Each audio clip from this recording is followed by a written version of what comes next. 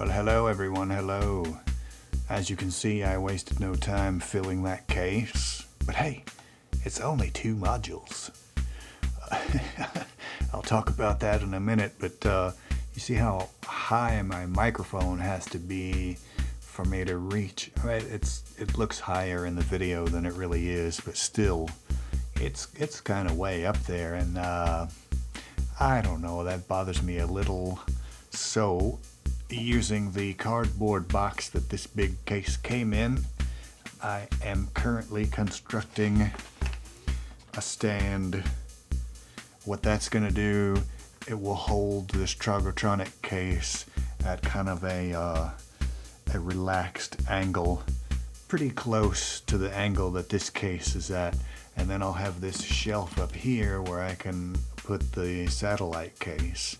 The difference in height is only about 1 inch, but it'll be over there, see, and then I can bring my microphone back down closer to me. I don't feel like I have to talk as loud to be heard. The reason this is not being used right now is because I still need to coat it with epoxy, just in order to seal the cardboard, give it a little bit more strength and a lot more durability. And that stuff has to be applied a little bit at a time, then you wait for it to cure, then you apply a little bit more. So it's gradual. It'll probably take another week before that's finished. Now, the modules that I got, they are both Befaco modules. It makes this whole case nice and black, which actually looks pretty nice. In between them, of course, are 2 of the passive modules that I already had, the Attenumix and the passive molt. Bastopropust is not in the rack currently. That's really the least useful one in my experience, so I left it out for now. I may figure out a way to bring it back. Muxlicer over here kind of makes this switch module redundant, so there's 2 HP I might be able to salvage. But yeah, Muxlicer is this crazy multi-purpose. It's a sequencer.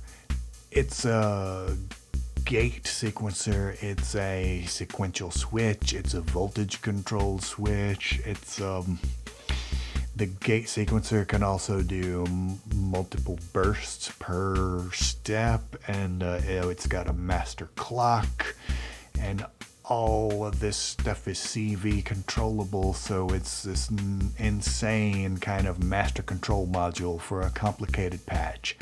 It was just too useful for me not to want it, so there's Muxlicer. Over here is Rampage, which is a ramp.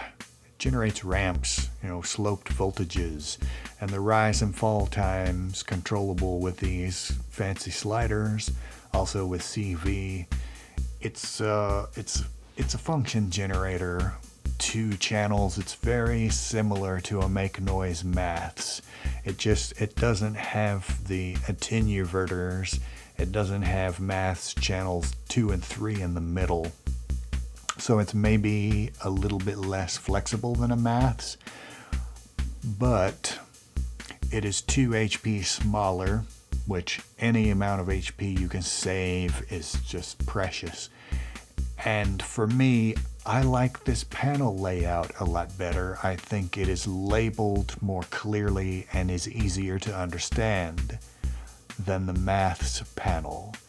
And well, the biggest factor also, in addition to the 2 HP less, is just the fact that maths is this ubiquitous magical module that everybody says you've got to have. Oh, maths is the best module in the world and you must have one in your system.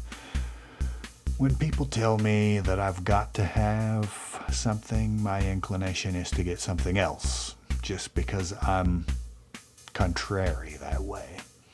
But anyhow, yeah, Rampage, super duper useful. So, well, what are we listening to right now? This is Grids in control of T-kick, hat, and plats in snare drum mode, a very conventional setup. It's running from Muxlicer's clock, which is multiplied by the QCD up to grid speed. Now then, Muxlicer sequential switch, the all input is getting some trigotronic noise, and then a couple of these individual steps are receiving noise from Chaos NAND, and then 3 outputs from Bostel noise squared, those being metallic noise, digital noise, and pink noise. Muxlicer is receiving a reset from one of the 2-win gates. 2-win is getting CV from sequence 8 and comparing it to one of these LFOs. And the Muxlicer output from the switch part of it sounds like that.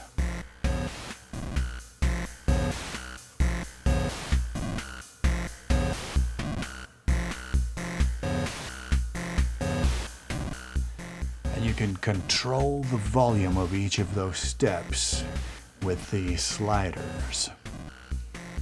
When you're using it as a sequencer, you would unplug the all-in, and then that is normal to a steady voltage, which then you attenuate with those sliders to get your CV sequence. Pretty clever. Now the gate generating portion is receiving CV basically from Rampage. One side of Rampage is just free running, the other is being triggered semi-randomly by the other output of the 2-win. Is not firing very often.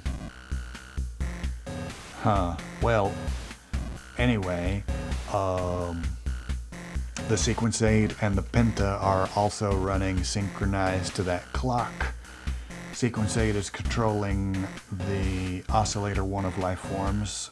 Penta is controlling oscillator 2. Oscillator 2 is modulating the frequency of oscillator 1.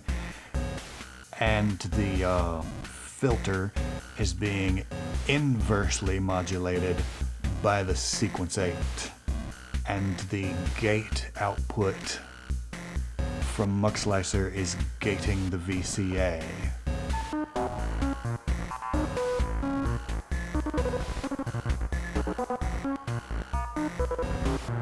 And you can hear it ratcheting. That's Muxlicer doing that.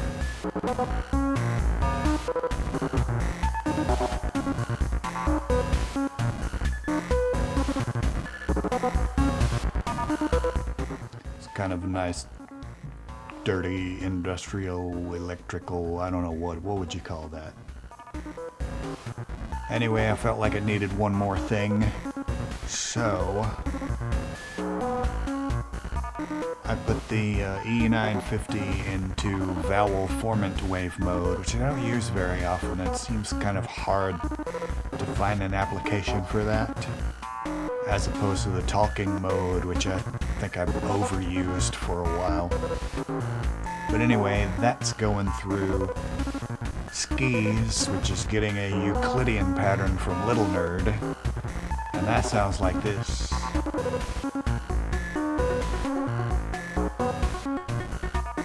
Let's bring it up into the reverb.